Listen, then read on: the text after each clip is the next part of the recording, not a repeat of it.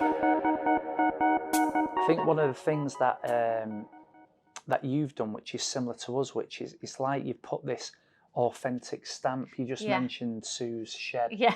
You've got your very first dining room table over there.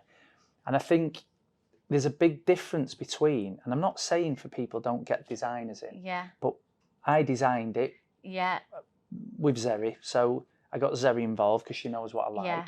And I went round and designed it myself. And because of that, there's kind of a story behind everything. So in Manchester, we have a Walt Disney suite. You go in there, there's suites in there. But when I picked them suites, it took me 3 hours to pick which suites. Because what I felt like was, if we're not careful, we'd just look like a trendy accountancy practice, which every young entrepreneur in his 20s wants to come. And the reality of it is, no disrespect to them, they're the future, but they're not the people that pay your bills today. So I was thinking, there's a risk now. Not only have we got a financial risk, what if people walk in here and think, well, these are just a flash set of accountants. You can get a beer, they've got a bar, they just, you know, we're in a traditional industry.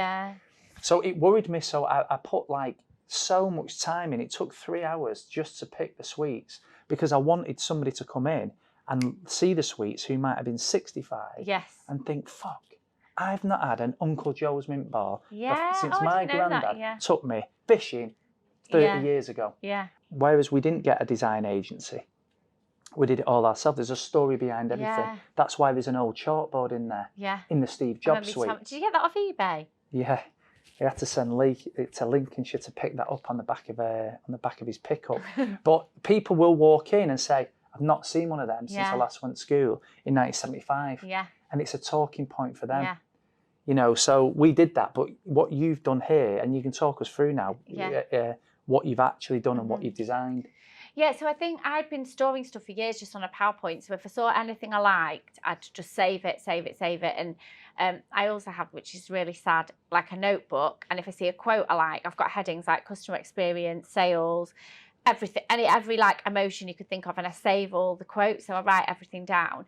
So when we came to do this space, I'm good at the big vision and the ideas, but I'm like, how does that get built? And as you can see, like a lot of the like the furniture is bespoke. So my friend Tony luckily has got her own commercial interior design business. She's done stuff for like Google, Helly Hansen, Timpsons. So she came on as like a consultant. She said, you know the brand, you know what you want. And I even knew like really the layout, but she made it happen with her experience.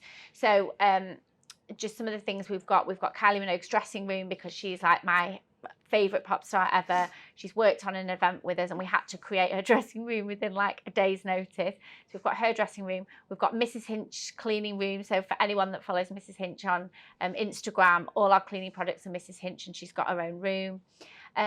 The Starbucks thing was a big thing for us because I read an amazing book called Starbucks Saved My Life at the summer that I started to make events. And it was about a guy that lost his job in the financial industry. He was about 60, actually ended up then his wife and his family leaving him. And the only job he could get was a job in Starbucks. And it absolutely like rebuilt him. And if you read it, it's all about the training and the development behind Starbucks and how Starbucks was always created to be the third space. So that space between office and home, which I think is what I wanted to create at Make Events. So I read that and I loved Starbucks anyway. I'm obsessed with coffee shops. So that I love the feeling. It kind of it tied you to a brand even more, because you imagine when you read that book, you imagine the Starbucks that you go into. Then I read Onward by Howard Schultz, who is the CEO. He's only just stepped down of Starbucks. And what's amazing about that is all about customer experience, which you know I'm massively passionate about.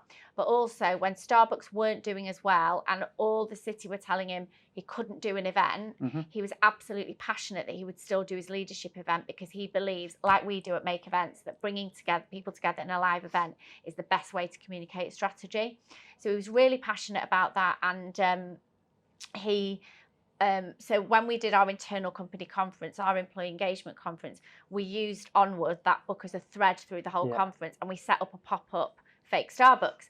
And the team just loved it so much that we're like, we've got to have that in the offices. So we call it fake Starbucks, but it's like we don't let people eat at their desk anymore. So you see people socialising more and mixing. It's great for clients. We can use it as a coffee shop. We can use it as a bar for events.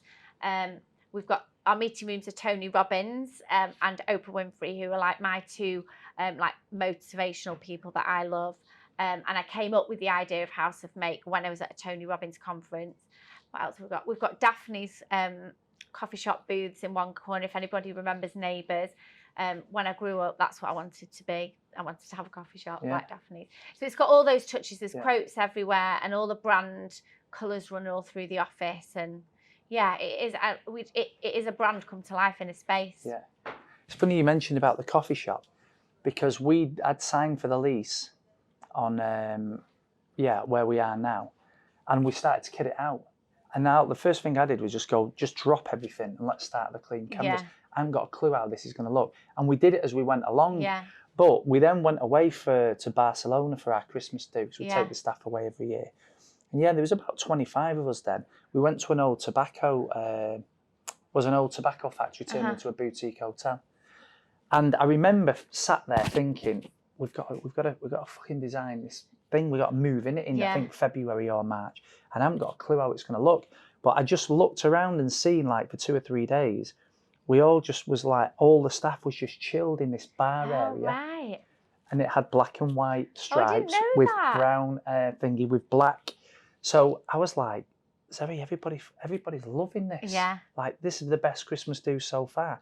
And everybody's relaxed in this environment. Yeah. Let's take this bar, this lobby area, back home to Manchester, to Sedulo. And that's how we did it. It's amazing what you pick up on, isn't it? When, like, these, you've probably seen in the background, these like little tables.